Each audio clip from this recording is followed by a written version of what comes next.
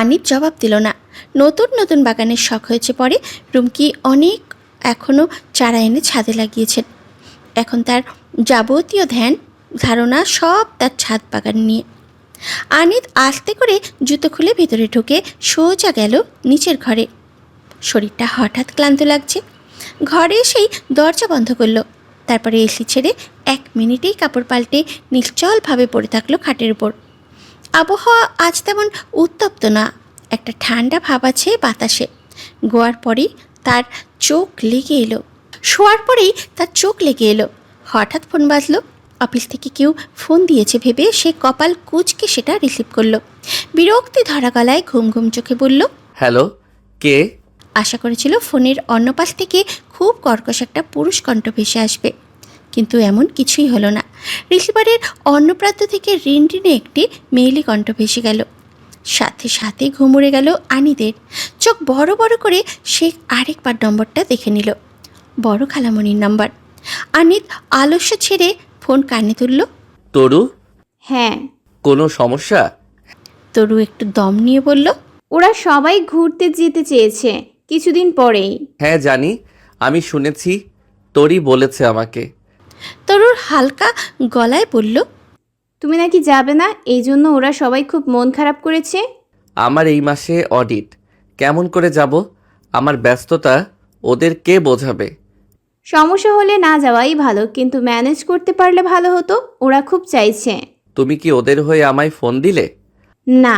আমার তো মনে হচ্ছে ওরা তোমায় কথা শিখিয়ে দিয়েছে।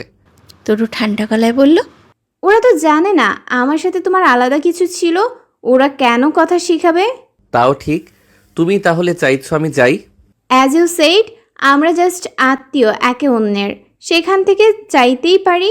আর তোমার যে ইনসিকিউরিটি হয় সেটা আমাকে নিয়ে, যে আমি অসংলগ্ন আচরণ করে তোমায় অপ্রস্তুত করে দিব, এইটাও এবার হবে না।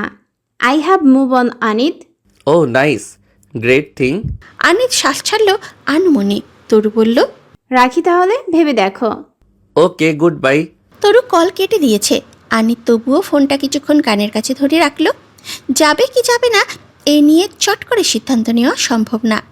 তবে গেলে কিভাবে কি ম্যানেজ করবে সেটা এখনই ভেবে ফেলতে হবে। আনিত উঠে বসল। এই মুহূর্তে 1 কাপ গরম কফি না হলেই নয়। ব্যাগপত্র গুছানো শেষ। আজ রাত 1:30টার দিকে গাড়ি রওনা দেবে গন্তব্যের উদ্দেশ্যে। ডেস্টিনেশন বান্দরবান। খুবই মনোরম, শীতল আর সবুজ পরিবেশ। জায়গা পছন্দ করেছে আকিব। রুম বুকিংও সেই করেছে। আপাতত সব কাজ শেষ। কেবল সময় হলেই গাড়ি দুটো বেরিয়ে পড়বে বান্দরবানের উদ্দেশ্যে। তরুর ফাইনাল পরীক্ষা শেষ। বেশ অবসর দিন কাটাচ্ছিল তারা। ঘুরতে যাওয়া নিয়ে তেমন আগ্রহ না হলেও আনিত যাচ্ছে শুনে ভালোই লাগলো। অনেক বছর পর আবার একটা ট্যুর হবে। গত 2 মাসে তার আনিদের কথা খুব মনে পড়েছে। ইচ্ছাকৃত না অবশ্য, এটা ভাবতে গেলেই মনে পড়ত। হুট করে এমন পুরাতন আবেগ ওঠার কোনো বিশেষ কারণও নেই। তবুও গ্র্যাজুয়েশন শেষ হতে হতে অতীতের দিনগুলো সিনেমার রিলের মতো একে একে চোখে ভাসতে শুরু করে। সেদিন রাতে আনুমানিক 11টার দিকে আনিত বাড়ি এলো। তরু প্রস্তুত ছিল তার সামনে আর কোনো অসংলগ্ন আচরণ করবে না বলে। দেখা হওয়ার পরেও সে সৌজন্য করে হাসল, বলল, কেমন আছো? আনিতকে আগা গোড়া দেখল বর্ণযোগ সহকারে। তারপর তারই মতো স্মিত হেসে বলল, ভালো আছি। Congratulations for your graduation. Thank you. একটা থ্যাংক ইউ তোমারও পাও না? কিসের? You know the reason. Taru আর কিছু বলল না। আনিত ঘণ্টাখানেক রেস্ট নিল। তারপরে ঠিক 1:30টার দিকেই তাদের দুটো গাড়ি বেরিয়ে পড়ল বান্দরবানের উদ্দেশ্যে। আপাতত তারা সেখানে গিয়ে একটা রিসর্টে উঠবে। তারপরে হাত মুখ ধুয়ে চাঁদের গাড়ি দিয়ে পাহাড়ি এলাকায় ঘুরতে বের হবে। ঘোরাঘুরির সব প্ল্যান আকিব করেছে। আপাতত তরু ওই ব্যাপারে কিছুই জানে না। ঢাকা পেরিয়ে কুমিল্লা আসার পর একটা রেস্টুরেন্ট দেখে গাড়ি থামানো হলো। মুনিম গাড়ি থেকে নামতে নামতে বলল, আমি আনিত আর আকিব যাচ্ছি, তোমাদের কাউকে নামতে হবে না। মারুফ চোখ বড় বড় করে বলল, কেন নামবো না? আমরা গিয়ে খাবার কিনে আনবো। এটা কেমন কথা? আমাদের কি কোনো স্বাধীনতা নেই? না। মুনিম বড় বড় পা ফেলে সামনে চলে গেল। মারুফ হাত পা ছেড়ে সিটে বসে বড় বড় দুটো নিঃশ্বাস ছাড়ল। তাদের পৌঁছাতে আরও অনেকটা সময় লাগবে। এই ফাঁকে আরাম করে ঘুমানো যায়, নয়তো বাকিদের আরাম নষ্ট করা যায়। মারুফের আজ আর দ্বিতীয় কাজটা করতে মন চাইল না। আনিত আর মুনিমের আনা হালকা নাস্তা খেয়ে প্রায় সাথে সাথেই ঘুমালো। ঘুম ভাঙল একেবারে বান্দরবান যাওয়ার পরে। ছিমছাম একটা কটেজের সামনে গাড়ি এসে থামল। ঘুম ভাঙার পর সহজাত আলস্যে ঢুলতে ঢুলতে কয়েক জোড়া চোখ জানালা দিয়ে বাইরে তাকালো। স্কাই টাউন নামের বেশ চোখে লাগার মতো একটা রিসর্ট। তরুর দূর থেকেই ভালো লাগলো। আনিত আর মোড়া ভাঙতে ভাঙতে বলল, এই সবাই নামো, তাড়াতাড়ি রেস্ট কর ঘন্টাখানেক, এরপর কিন্তু বেরিয়ে পড়বো আবার। তরু গুটি গুটি পায়ে বেরিয়ে এলো। আর চোখে একবার তাকালো আনিতের দিকে। আনিত আর রাকিব মিলে গাড়ির পেছন থেকে সবগুলো লাগেজ একে একে নামিয়ে রাখছে। তরু, পেছন থেকে রাশ ভারী গলায় ডাকলো আনিত। তরু পেছনে ফিরল, চেষ্টা করলো নিজেকে যথাসম্ভব স্বাভাবিক রাখার। উৎসুক চোখে তাকালো লম্বা উঁচু যুবকটার দিকে। আনিত এগিয়ে এসে চারপাশে দেখতে দেখতে বলল, ইনহেলার এনেছো সাথে? এনেছি। সাথে রেখো, পাহাড়ি রাস্তা, বিপদ আপদে কাজে লাগবে। সুনীল আকাশের বুকে ভাসা ভাসা মেঘের খণ্ড উঠছে। তরু প্রথম দর্শনেই জায়গাটা বাড়াবাড়ি রকমের পছন্দ হলো। তারা প্রায় 1.5 ঘন্টার মতো বিশ্রাম নিল। তারপর যখন হাত মুখ ধুয়ে ফ্রেশ হয়ে আবার ঘোরাঘুরির জন্য রেডি হয়ে বের হলো, তখন ঘড়ির কাঁটা সকাল 10টার ঘরে। সবাই লবিতে বসেই যার যার কাজ করছিল। মারুফ হাঁটছে সামনের খালি জায়গায়, জুথি পায়ের উপরে পা তুলে ফোন দেখছে। তরু ধীর পায়ে হেঁটে এসে এক কোণায় গিয়ে দাঁড়ালো। আপাতত লবির সব সোফা মানুষ দিয়ে ভরে আছে। লবির মাঝামাঝি বিছানো টি টেবিলের চারপাশে বৃত্তাকার পথে ঘুরছে মাহিন। জুথি 2 বার তাকে ধমকানোর পর ধমক দেওয়াই বন্ধ করে দিয়েছে। তরুর গায়ে একটা নীল রঙের ফতুয়া, গলার কাছে বেশ অবহেলায় একটা সানগ্লাস ঝুলছে। পরনের জিন্সটা ওয়াশের, হালকা ধূসর বর্ণের। বান্দরবানের গাঢ় সবুজের মাঝে নীল রঙের চেয়ে সুন্দর আর কি কিছু হতে পারত তরুর জানা নেই। তবে একসময় মনে হলো এই বান্দরবানের আবহাওয়ার সাথে সব চাইতে ভালো যায় সাদা। ঠিক এই মুহূর্তে তার সামনে আনিত যেই সাদা রঙের শার্টটা পরে দাঁড়িয়ে আছে সেটা। আনিত বাইরে ছিল। এখানে নেটওয়ার্কের সমস্যা আছে। রুমকি রাত থেকে তাকে কল করে পাচ্ছিল না। সে রিসর্টের সামনে খোলা জায়গায় দাঁড়িয়ে তার সাথে কথা বলে এসেছে। তার চোখের উপর তখনও চতুর্ভুজাকার রোদ চশমা চাপানো। তরুর আরেকটা হার্টবিট মিস হলো তাকে দেখে। না না, একটা না, বেশ কয়েকটা। লজ্জা আর অপমানে তরু নিজেকে কয়েকটা অশ্রাব্য গালি শুনিয়ে দিতে মন চাইল। খিটখিটে মেজাজ নিয়ে সেদিক থেকে চোখ সরানোর আগেই অন্য একটা দৃশ্য দেখে তার চোখ আটকে গেল। সে দেখল আনিত স্বাভাবিক ভঙ্গিতে হেঁটে পূর্ব পাশের একটা কাউচে তার মতো বয়সী একটি মেয়ের পাশে গিয়ে বসেছে। বেশ স্বাচ্ছন্দ্যেই বসল, যেন মেয়েটা তার কত দিনের চেনা। তরু এই প্রথমবার মেয়েটিকে খেয়াল করলো। লম্বা মতন দেখতে, একেবারে স্লিম ফিগারের একটা মেয়ে। চুলের নিচের দিকটা সোনালি কালার করা, পরনে একটা কালো রঙের অফ শোল্ডার টপ আর হাই ওয়েস্ট জিন্স। সে বসেছে পায়ের উপরে পা তুলে। চোখের রোদ চশমাটা আপাতত তুলে রেখেছে মাথার উপর। আনিত গিয়ে পাশে বসতেই সে হাসলো সামান্য। বাড়িতে কথা হয়েছে? হ্যাঁ বললাম, তবুও আবহাওয়া সুবিধার না। একবার বৃষ্টি শুরু হলে আর নেটওয়ার্ক থাকবে না মনে হচ্ছে। তরু ছোট ছোট চোখে তাদের দুজনের দিকে তাকালো। অগণিত প্রশ্ন তার মনে উকি দিচ্ছে। কাকে গিয়ে জিজ্ঞেস করবে? মেয়েটার সাথে আনিতের কথা বেশ সাবলীল, মনে হচ্ছে বেশ অনেক দিনের চেনা। তরু ইতিউতি করেও তার পরিচয় জানতে পারল না। শেষে যখন তাদের চাঁদের গাড়ি রিসোর্টের সামনে আসার পর মেয়েটাও সবার সাথে সাথে উঠে দাঁড়ালো, তখন গিয়ে তার ভেতরটা অস্থির হতে শুরু করলো।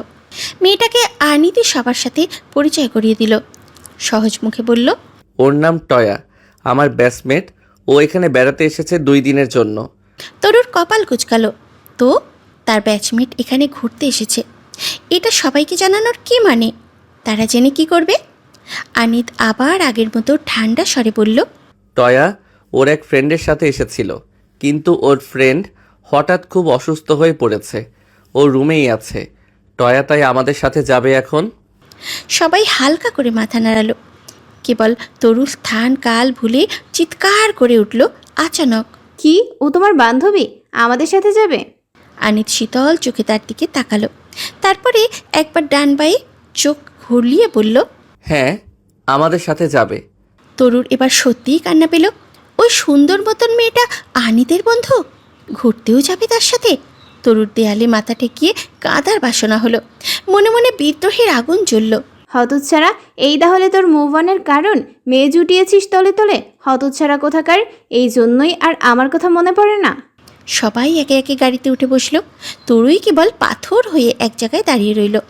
আনিত হঠাৎ ঘাড় বেঁকিয়ে তাকে দেখতেই সামনে এগিয়ে এলো। কাছে এসে গম্ভীর গলায় বলল, দাঁড়িয়ে আছো কেন তরু? যাও গাড়িতে গিয়ে বসো। তরু এবার সরাসরি তাকালো তার দিকে। আর আগের মতো জড়তা নেই তার দুই চোখে। আনিত দেখল ওই দৃষ্টিতে রাগের ভাব খুব স্পষ্ট। তরু ফুলছিল রীতিমতো। আনিত আবার বলল, চলো তরু, চোখ পাকানি বন্ধ করে গাড়িতে গিয়ে বসো, যাও। তরু গেল না। আনিতকে হতবাক করে দিয়ে সে ধপ করে ফ্লোরে বসে পড়ল। হাত পা ছড়িয়ে গোঁ ধরে বলল, যাব না, আমি কিছুতেই যাব না। আনিত ভ্যাপাচাকা খেয়ে কয়েক সেকেন্ডের জন্য একদম স্তব্ধ হয়ে গেল। কি অদ্ভুত কাণ্ড! রিসর্টের স্টাফ সব ঘাড় ঘুরিয়ে ঘুরিয়ে তাদের দেখছে। তরুর সেদিকে কোনো মাথা ব্যথাই নেই। আনিত ঝুঁকল, তাড়াহুড়ো করে তরুর হাতটা ধরতে চাইল। তরু এক টানে দুই হাত সরিয়ে নিল। গোয়ার্তুমি করে বলল, হাত ধরবে না আমার। আনিত বহু কষ্টে মেজাজ ঠান্ডা রেখে বলল, তোমার সমস্যা কি? সবাই দেখছে আমাদের, সবাই দেখছে আমাদের। ওঠো, এখনই ওঠো। উঠবো না, ওই মেয়ের সাথে গেলে আমি কিছুতেই উঠবো না। ওই মেয়ে তোমার কি সমস্যা করেছে? জানি না, আমি যাব না। তুই একটা চিটার বাটপার, এই কথা আমি সবাইকে গিয়ে বলবো। তুমি আমাকে ঠকিয়েছ, আমি ছাড়বো না তোমাকে। আনিত হতভম্ব হয়ে কিছুক্ষণ তাকিয়ে থাকলো তার দিকে। একটু পরে তার দুই ঠোঁট প্রসারিত হলো আপনা আপনি। অনেক কষ্টে হাসি চেপে সে তরুর হাত খুলতে লাগলো। নাগাল পেতেই চেপে ধরে বলল, আচ্ছা ছেড়ো না, আমিও ছাড়ছি না। আসো, গাড়িতে আসো। তরু চুপচাপ বসে আছে, তার মুখটা থমথমে। তার মুখোমুখি বসেছে টয়া। টয়ার লম্বাটে মুখে চওড়া হাসি রেখা। আনিত গাড়ির সামনে দাঁড়িয়ে আঙুল তুলে মানুষ গুনল। তারপরে দ্রুত উঠে বসলো সেখানে। জ্যোতি খুব সুন্দর একটা স্কার্ফ জড়িয়েছে গলায়। সাদা রঙের টপ আর হালকা নীল জিন্স পরার পর তার বয়স কয়েক বছর কমে গেছে। মাহিন মায়ের কোলে বসে ঘুমে ঢুলছে। এখানে আসার পর তার ভালো ঘুম হয়নি। মারুপ বসেছে সবচেয়ে শেষ মাথার সিটে। ওখান থেকে রাস্তাটা খুব ভালো দেখা যায়। আনিত ভ্রুকুটি করে বলল, পারবে তো বসতে? গাড়ি চলতে শুরু করলে কিন্তু টান খাবে, শক্ত করে ধরে বসো। মারুপ বিরক্ত হয়ে বলল। হ্যাঁ হ্যাঁ জানি, বেশি জ্ঞান ঝাড়িস না তো, শক্ত করেই ধরেছে। আনিত মাথা নাড়ল, কাঁধ ঝাঁকিয়ে নিশ্চিন্ত ভঙ্গিতে বলল, আচ্ছা ঠিক আছে। গাড়ি স্টার্ট দিতেই মারুফের পুরো শরীর রাস্তার দিকে হেলে পড়ল। তাল হারাতে হারাতে সে অনুমানে কিছু একটা ধরতে চাইল। আনিত এক হাত বাড়িয়ে তার হাতটা টেনে ধরল। তাকে পুনরায় জায়গা মতো বসিয়ে শীতল চোখে এক নজর তাকালো তার দিকে। মারুফ ভ্যাবা চাকা খেয়ে গেছে। বড় বড় চোখে একবার রাস্তার দিকে তাকিয়ে আনমনে ঢোক গিলল একটা। আনিত ঠান্ডা গলায় বলল, ধরে বসো, পাহাড়ি রাস্তা, নয়তো বিপদ হবে পরে। মারুফ আর এবার দ্বিমত করল না। সাথে সাথে গাড়ির হাতল ধরে শক্ত করে চেপে বসলো ভেতরের দিকে। আনিতের এক পাশে টয়া বসে আছে। ওর মনোযোগ দুই পাশে সরু পাহাড়ি রাস্তায়, আর তরুর মনোযোগ ওদের দুজনের দিকে। চোরা চোখে সে একটু পরপর তাদের দেখছে। আনিতের সাথে তার আর আলাদা করে কথা হয়নি। তাকে হাত ধরে টেনে গাড়ির সামনে এনে আনিত আবার অন্য কাজে ব্যস্ত হয়ে পড়েছে। তরু তারপর থেকে বিষণ্ণ মুখে গাড়ির একপাশে বসে আছে। মেঘলা দিন, থমথমে নীরব পরিবেশ, সবুজে ঘেরা পাহাড়। আর সেই মুহূর্তে তাকে পুলকিত করল না। সে অনাগ্রহী দৃষ্টিতে কিছুক্ষণ তাকিয়েছিল রাস্তার দুই পাশের ঘন সবুজ পাহাড়ের দিকে। তাদের চাঁদের গাড়ির গন্তব্য ক্রেওক্রা রঙের চূড়া। এতখানি যেতে তাদের সময় লাগবে 3 ঘন্টার মতো। এর মধ্যে যাত্রা বিরতি নেওয়ার জন্য আকিব একটা জায়গাও পছন্দ করেছে। সেখানে গাড়ি থামিয়ে কিছু একটা খেয়ে একটু জিরিয়ে নিয়ে তারপরে আবার বাকি পথ পাড়ি দেবে। তরু বিরক্তি নিয়ে তাদের সবার কথোপকথন শুনছিল। আনি তো খুব চাপা স্বরে কিছু একটা নিয়ে কথা বলছে টয়ার সাথে। তরু এক দৃষ্টিতে শুধু দেখলো তাদের।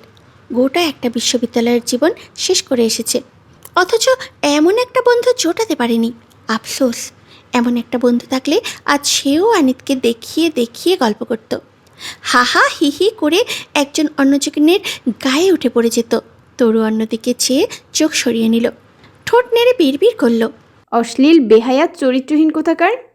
পাহাড়ি রাস্তা এমনিতেই বিপজ্জনক। সরু হয়ে উপরের দিকে উঠতে থাকা রাস্তায় যখন মাঝামাঝি গতিতে চাঁদের গাড়ি ছুটছিল, তখন দুই পাশে পাহাড়ের বুকে লেগে থাকা সারি সারি গাছ আপনা আপনি তুলছিল। তরুর ওই রাস্তাটা মন্দ লাগেনি। আরেকটা অনেকটা সময় তাকানোর পরে রাস্তাটা তার ভালোই লাগলো। এর মধ্যে আকাশে মেঘ জমতে শুরু করলো। মুনিম মাথা তুলে কালো হতে থাকা আকাশটার দিকে তাকিয়ে সংশয়ে ভ্রু নাড়ল। না, লক্ষণ ভালো না। পাহাড়ি রাস্তায় বৃষ্টি খুবই বিপজ্জনক ব্যাপার। চারপাশ সামান্য অন্ধকার হতেই মাথার উপর থেকে রোদ সরে গেল।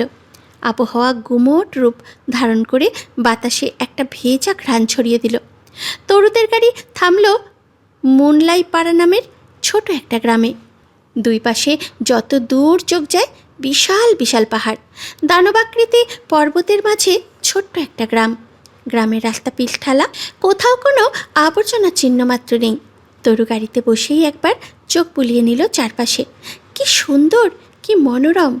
তাদের সাথে একজন ট্যুরিস্ট গাইড ছিল। ভদ্রলোকের নাম রাহাত। তিনি গাড়ির উপরে থেকেই নেমেই হাত নেড়ে বললেন, এর নাম মুনলাই পাড়া। বম সম্প্রদায়ের মানুষজন থাকে এখানে। এটা দেশের সবচেয়ে পরিষ্কার গ্রাম। তিনি কবিতার করে কথাগুলো বলে একপাশে সরে গেলেন। তারপরে একে একে সবাই গাড়ি থেকে নামলো। মারুফ আড়মোড়া ভেঙে বলল, উফ, অনেক খিদা পেয়েছে ভাই। মুনিম চোখ পাকিয়ে বলল, খিদে পেলেও সেটা চেপে রাখতে হবে। ঘুরতে এসে এত খাই খাই করা যাবে না। মারুফ কোমরে হাত রেখে বলল, কেন খাই খাই করা যাবে না? খিদা পেটে নিয়ে ঘুরতে হবে নাকি? হ্যাঁ হবে, বেশি খেলে বেশি হাগা পাবে। এদিকে হাগার কোনো জায়গা নাই। বললেই হলো। এখানে মানুষ কি তাহলে না হেগে থাকে? এদের হিসাব আলাদা, ওদের পার্সোনাল টয়লেট আছে, তোকে ঢুকতে দেবে না ওইখানে। মারুফ চোখ বড় বড় করে চারপাশে তাকিয়ে কুটিল হাসল। চনমনে গলায় বলল, তাহলে তো যতদূর চোখ যায় শুধু টয়লেটই দেখছি। কেবল জায়গা বুঝে বসে যেতে পারলেই হবে। সামনে কয়েকটা ফলের দোকান আছে, একদম সতেজ ফল ঝুড়িতে করে সাজানো। সবাই সেখানটায় গিয়ে ভিড় করলো। তরুর গলার কাছে ঝুলতে থাকা স্কার্ফটা ঠিক করতে করতে এক কোণায় দাঁড়িয়ে গেল। আকাশে মেঘের পরত গাঢ় হচ্ছে। ট্যুরিস্ট গাইড আশঙ্কা করছে একটু পরেই বৃষ্টি নামবে। বৃষ্টি নামলে পাহাড়ি রাস্তা পিচ্ছিল হয়ে থাকে, তখন আর সহজে গাড়ি চালানো যায় না। একটা ছড়ানো ওয়ান টাইম প্লেট কেউ তরুর হাতের দিকে বাড়িয়ে দিল। প্লেটের চারপাশে গোল করে কয়েক রকমের ফল সাজানো। ফলগুলো কে যেন ছোট ছোট টুকরোই কেটে রেখেছে। তরু মাথা তুলে সামনে তাকাতেই আনিত গম্ভীর গলায় বলল, ফ্রেশ ফ্রুটস, খেয়ে দেখো, অনেক মজা। তরু একজোট হাসল। আনন্দে তার মন ভরে উঠল। সে হাত বাড়িয়ে প্লেটটা নিতেই আনিত ঘুরে গেল সামনে। তারপরে একে একে সবার জন্য ফল নিল। অনুরূপ একটা প্লেট টয়ার দিকেও বাড়িয়ে দিল। মনের ভেতরে যত রকম প্রজাপতি ডানা মেলছিল তরুর, সবগুলো এক নিমেষেই মাটিতে আছাড় খেয়ে পড়ল। ক্ষুব্ধ চোখে কয়েক পল টয়ার হাসি ভরা মুখটা দেখে সে অন্যদিকে চোখ সরিয়ে নিল। ট্যুর গাইড জানালেন কিছু দূর সামনে দার্জিলিং পাড়ায় খুব ভালো খাওয়ার ব্যবস্থা আছে, চাইলে ওখানে দুপুরের খাবার খাওয়া যায়। মারুফ এক শব্দে রাজি হয়ে গেল। মুনিম চোখ পাকিয়ে বলল, তোকে না বলেছি ট্যুরে আসলে বেশি খাই খাই করা যায় না? মারুফ সেই কথায় পাত্তা দিল না। গা ছাড়া ভাব নিয়ে বলল, কোনো সমস্যা নেই, আমার বাথরুম নিয়ে তোকে টেনশন নিতে হবে না। মুনলাই পাড়াতে আরও 10 মিনিট বসার পর তাদের গাড়িটা রওনা দিল দার্জিলিং পাড়ার দিকে। রুমার সরু রাস্তাঘাট ছবির মতো সুন্দর দৃশ্যকে সঙ্গী করে তরুদের চাঁদের গাড়ি সামনে এগিয়ে গেল। দার্জিলিং পাড়ায় আসতেই রাস্তার একপাশে ঘেঁষে গাড়ি পার্ক করা হলো। একে একে আবার সবাই নেমে এলো সেখান থেকে। আকাশে তখন মেঘের মৃদু গর্জন। ট্যুর গাইড অসন্তুষ্ট চোখে আকাশের দিকে তাকিয়ে বললেন, আজকের লক্ষণ খুব খারাপ। একবার বৃষ্টি শুরু হলে সারাদিনও থামবে না। তারা যেই হোটেলে খাবে বলে ঠিক করেছে সেটা আহামরি কিছু না, বাঁশ দিয়ে বানানো চালার মতো একটা জায়গা। একটু দূরে বড় ড্রামে করে পরিষ্কার পানি রাখা। সেখান থেকে পানি নিয়ে হাত মুখ ধুতে হয়। তরু হাত মুখ ধুয়ে একটা চেয়ার টেনে বসলো। আনিত আর আকিবকে খাবারের অর্ডার নিয়ে ব্যস্ত দেখালো।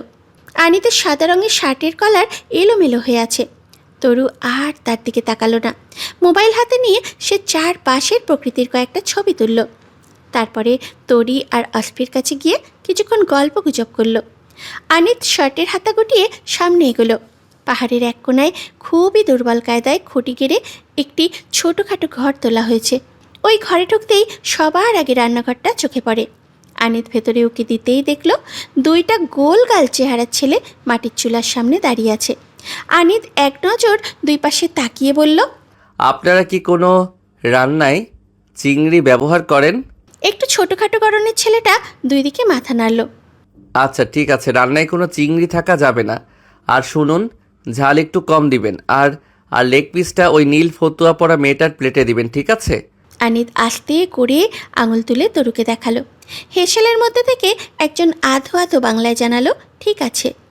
রান্না হয়ে যাওয়ার পর তরুর আরেক দফা মন খারাপ হলো। আনিত সবার প্লেটে প্লেটে খাবার তুলে দিয়েছে, শুধুমাত্র তাকেই কিছু দেয়নি। তার প্লেটে খাবার দিয়েছে চাইনিজদের মতন চেহারার একটা ছেলে। তরু ফ্যাকাশে চোখে খাবারগুলোর দিকে তাকিয়ে ভারী নিঃশ্বাস ছাড়ল। খাবার খাওয়ার মাঝেই তুমুল বৃষ্টি নামল।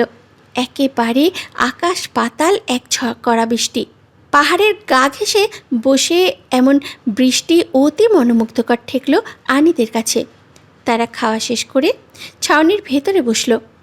রাহাত জানালেন, এমন তেজ বৃষ্টি খুব বেশিক্ষণ স্থায়ী হয় না, আধ ঘন্টার মধ্যেই থেমে যাবে।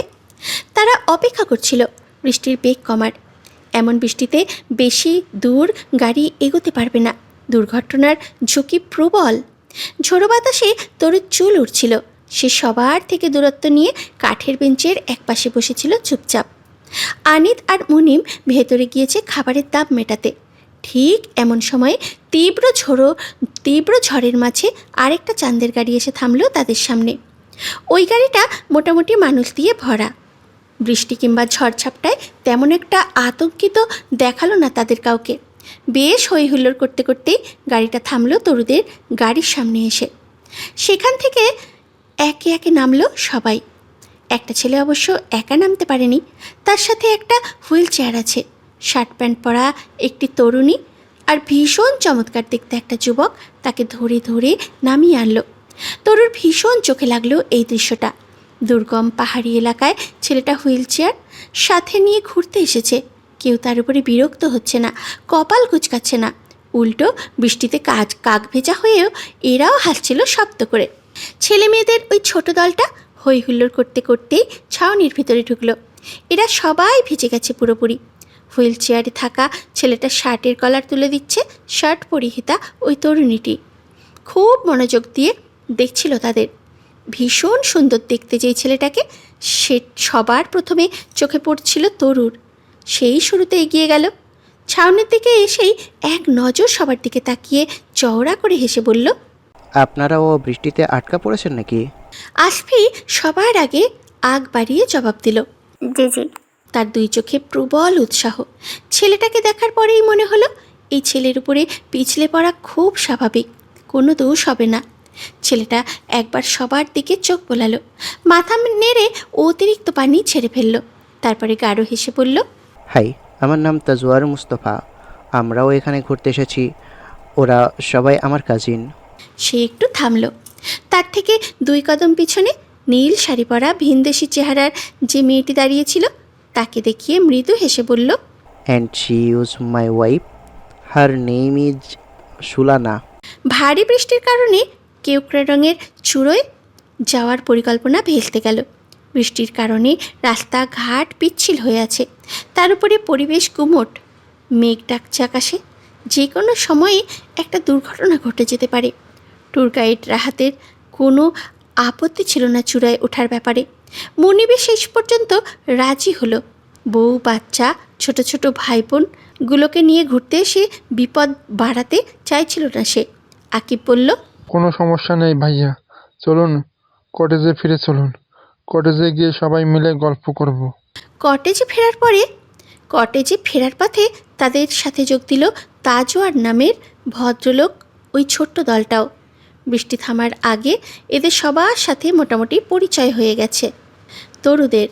এরা সবাই মিশুক প্রকৃতির, সারাক্ষণ হাহা হিহি করে কাটিয়ে দেওয়া মানুষ।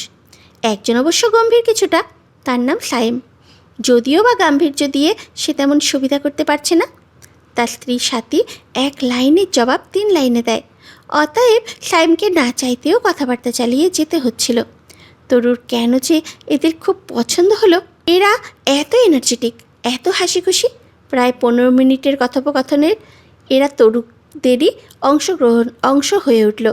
বৃষ্টির কারণে এরাও কিওক্রাডাংয়ের প্ল্যান বাতিল করলো। সিদ্ধান্ত নিল এখানে কিছুক্ষণ থেকে বৃষ্টি উপভোগ করে কটেজে গিয়ে কম্বল মুড়ি দিয়ে ঘুমাবে, আর এরপর জমিয়ে আড্ডা দেবে। মজার ব্যাপার হলো এরাও তরুদের রিসর্টেই কটেজ বুক করেছে। শোনার পরেই মারুফ তালি বাজিয়ে বলল, সেরা জোস হয়েছে ভাই। এদেরকে মারুফের খুব পছন্দ হলো। এত পছন্দ হলো যে রিসর্টে ফেরার পথে সে তাদের সাথে তাদের গাড়িতেই উঠে বসলো। তাদের গাড়িতে কেউ সিটে বসে না, সব দাঁড়িয়ে দাঁড়িয়ে গাড়ির ছাদ দিয়ে মাথা বের করে প্রকৃতি দেখতে দেখতে যায়। কি দারুণ! তরুর মনে হলো এমন একটা জীবন তার হলে সে সব দুঃখ কষ্ট ভুলে যেত। আসফির মন খারাপ, বিষণ্ণ মুখেই সে তাকাচ্ছিল সবার দিকে, শুনছিল সব কথা।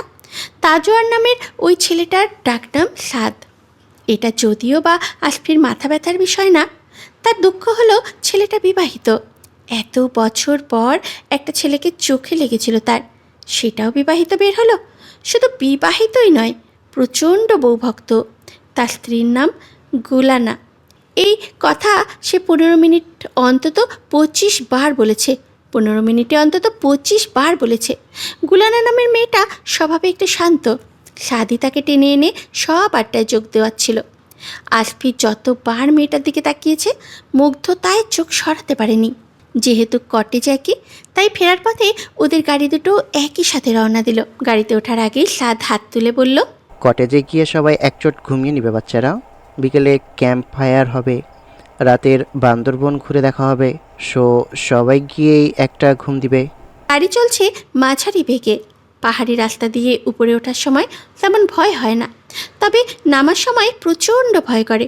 সরু পথগুলো এঁকে বেঁকে ঢালু হয়ে নিচে চলে গেছে। তরু শক্ত করে গাড়ির একপাশে লোহার রড ধরে চোখ বুজেছিল। বৃষ্টি থামার পরে প্রচুর বাতাস দিতে শুরু করলো। ঠান্ডা বাতাসে তরুর 2 হাত জমে গেল। তুষির আর তাকি গুটিসুটি হয়ে তার গায়ের সাথে মিশে আছে। তরু হেসে বলল, কি ঠান্ডা লাগে? ঠিক এমন সময় কে যেন লোহার রডের উপরে থাকা তরুর হাতটা পেঁচিয়ে ধরল। তরু সবিস্ময়ে সেদিকে চোখ ফেরাতেই দেখল আনিত।